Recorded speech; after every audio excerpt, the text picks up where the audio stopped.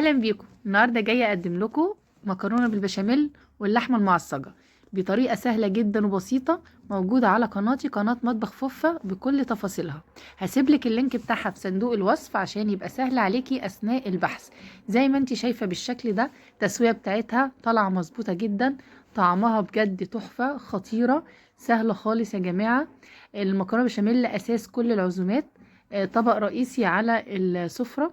هتعمليها وهتطلع معاكي ناجحة.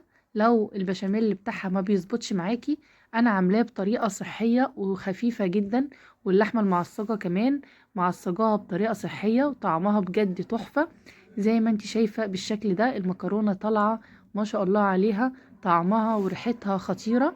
انا هسيبلك اللينك بتاعها في صندوق الوصف علشان يبقى سهل عليكي اثناء البحث. بكل تفاصيلها هتكون موجودة على قناة مطبخ فوفا. لو عجبتك ما تنسيش اللايك والاشتراك في القناة عشان كل جديد يوصلك بإذن الله من وصفاتي. السلام عليكم.